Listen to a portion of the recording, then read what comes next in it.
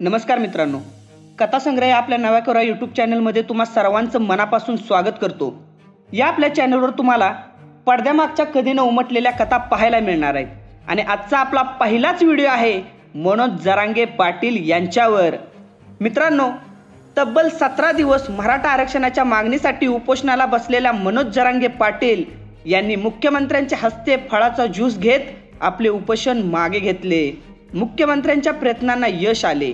मित्रांनो, मनोज जरांगे पाटील यांनी 2014 पासून मराठा समाजाच्या आरक्षणासाठी अनेक आंदोलनं केली, पण यापूर्वी त्यांच्या आंदोलनाची फारशी चर्चा झाली नव्हती।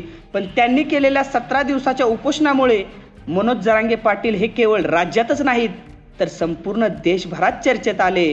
आणि मग काय, त्यांच्या उपोषणावर तोडगा काढण्यासाठी मुख्यमंत्र्यांसह समस्त मंत्रिमंडळच कामाला लागलं। पण मित्रांनो, जरांगे पाटलांचा हा लढा आजकालचा नाही तर गेली 21 वर्ष झाली मराठा समाजासाठी ते लढतायत। तब्बल 17 दिवस मनोज जरांगे पाटील मराठा समाजाच्या आरक्षणासाठी उपोषणाला बसले। समाजसेवक असलेले मनोज जरांगे पाटील उपोषणाला बसले, पण त्याबाबत फारसं कोणाला माहीतच नव्हतं।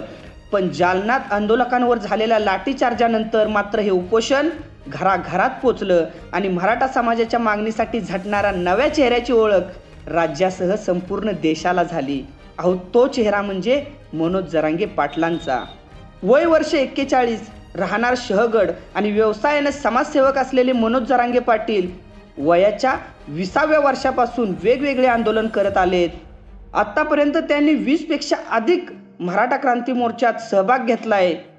अहो, छत्रपती संभाजीनगरमध्ये निघालेलं मराठा क्रांती मोर्चाचं पहिलं आरक्षण होतं आणि त्यामध्ये देखील जरांगे पाटलांनी महत्त्वाचा वाटा उचलला होता।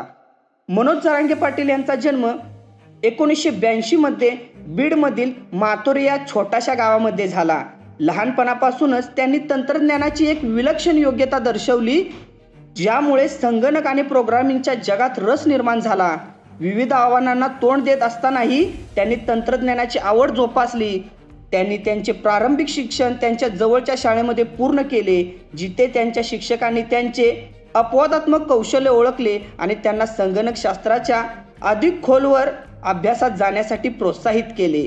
त्यांची शिकण्याची आवड आणि त्यांच्या जन्मतात जिज्ञासेमुळे त्यांनी आरबी अटल कॉलेज, गेवराई, महाराष्ट्र येथे संगणकशास्त्राची पदवी घेतली।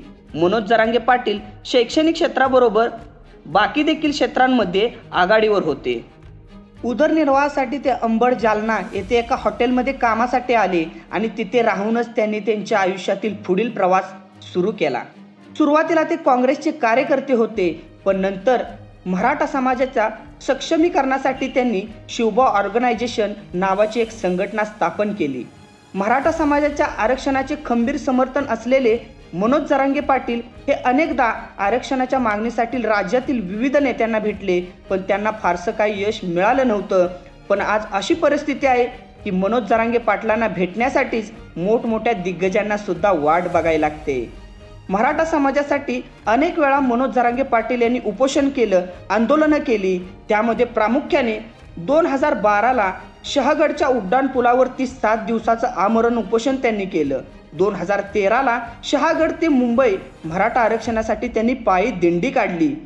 जालना येथे जिल्हाधिकारी कार्यालयासमोर 6 दिवस त्यांनी उपोषण केलं।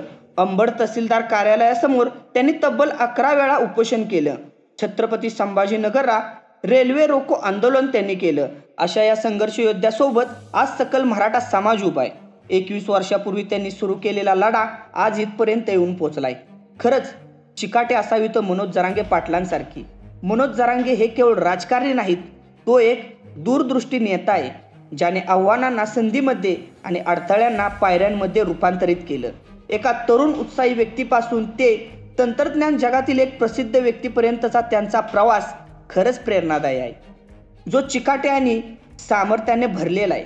तो एक तंत्रज्ञानाच्या भविष्याला आकार देत असताना अशा मनोज जरांगेंसारख्या अनेक व्यक्तींच्या कहाण्या महत्त्वाकांक्षी आणि व्यावसायिकांसाठी प्रेरणादायी आहेत।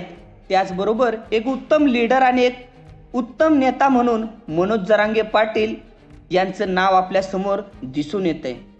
अशाच अनेक कहाण्या पाहण्यासाठी आत्ताच आपल्या कथासंग्रह या यूट्यूब चॅनलला सबस्क्राईब करा व्हिडिओला लाईक करा, शेअर करा आणि कमेंटमध्ये नक्की कळवा की तुम्हाला कोणाच्या कथा पाहायला आणि ऐकायला आवडतील. धन्यवाद.